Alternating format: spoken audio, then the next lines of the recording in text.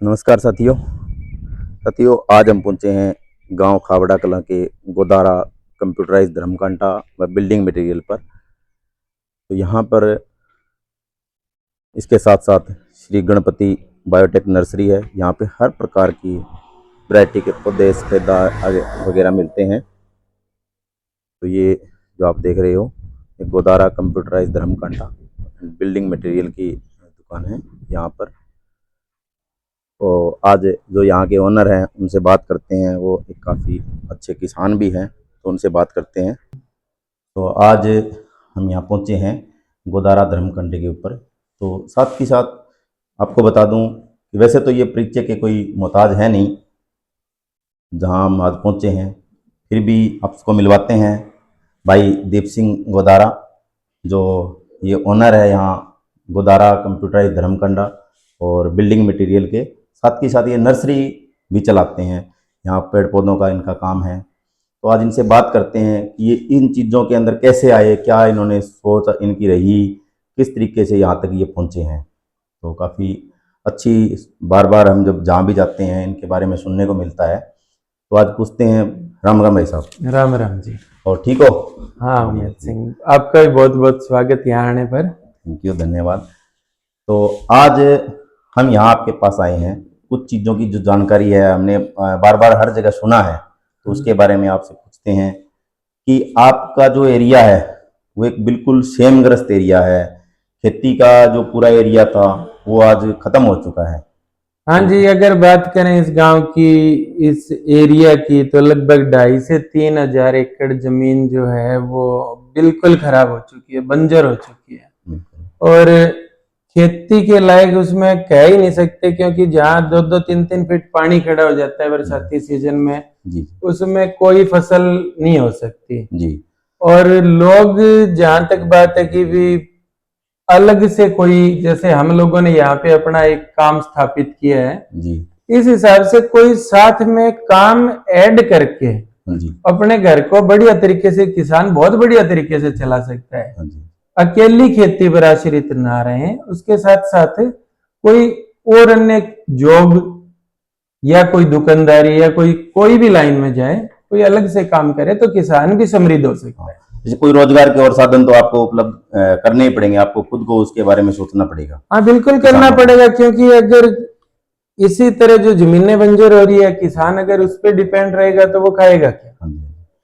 तो जो आपकी सेम की जमीन है, जगह जगह पानी भरा खड़ा है, पूरे एरिया में लगभग बरसात का पानी है, नीचे जमीन का स्तर है वो पानी का वो ऊपर आता जा रहा है। तो उसके अंदर जिस तरह कई जगह सुना है सफेदे की जो खेती है वो आप भी करते आ रहे हैं, सुनने में आया है। देखो जी, इस एरिया की तो अगर बात करें तो बहुत लक्की मानता हूं मैं इस एरिया को कि सरकार ने यहाँ पे एक प्रोजेक्ट पास किया।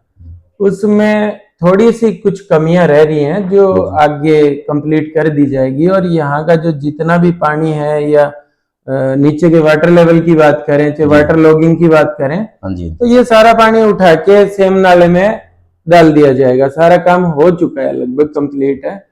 और रही बात अब जो सफेदे की खेती की बात कर रहे हैं जी, तो ये खेती हम लोग 1983-84 से, मेरे दादाजी के समय से लगातार करते आ रहे हैं। अच्छा, तो सरकार से भी कोई सफेदे की खेती के अंदर यहाँ से आपको कुछ मिल रहा है, कोई सुविधा या इस प्रकार की कोई? नहीं जी, सरकार से इसमें कोई सुविधा नहीं मिलती। पीछे सफेदे में 2 एकड़ में आग लग गई थी, उसके लिए भी फायर ब्रिगेड वालों ने भी लिख के दिया और भी सारा कुछ हुआ, लेकिन सरकार ने तो उसको ये नहीं माना कि वो कहते ये एग्रो फॉरेस्ट्री के अंदर आता है, तो हम लोग इसके बारे में भी आपका कोई इस मामले में कोई सहयोग नहीं कर सकते। अच्छा अच्छा, तो सरकार से कोई सहयोग नहीं है।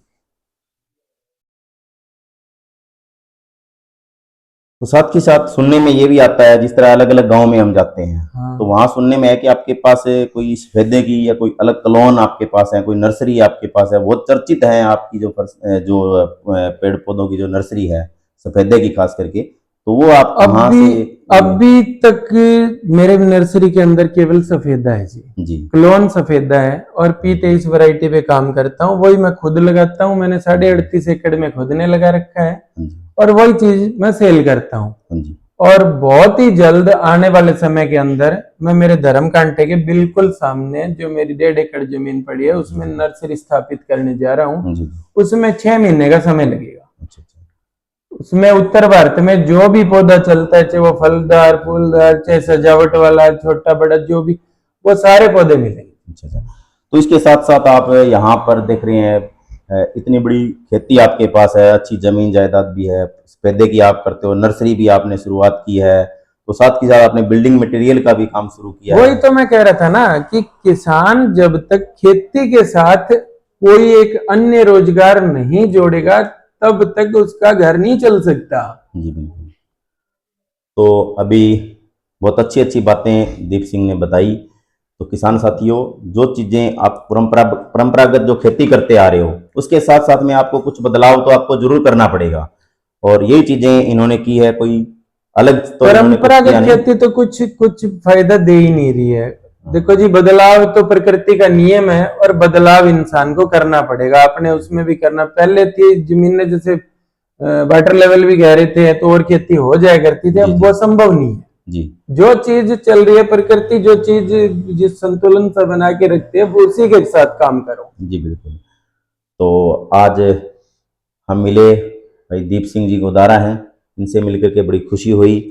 इन्होंने बहुत अच्छी अच्छी जानकारी खेती के बारे में दी, सफ़ेदे के बारे में दी, और किसी भी प्रकार की अगर आपको कोई जानकारी चाहिए सफ़ेदे के बारे में, क्लोन के जो सफ़ेदे हैं, तो आपको डिस्क्रिप्शन में इनका नंबर डाल दिया जाएगा, आप इनसे जानकारी ले सकते हैं। राम राम। ठीक है जी, राम राम।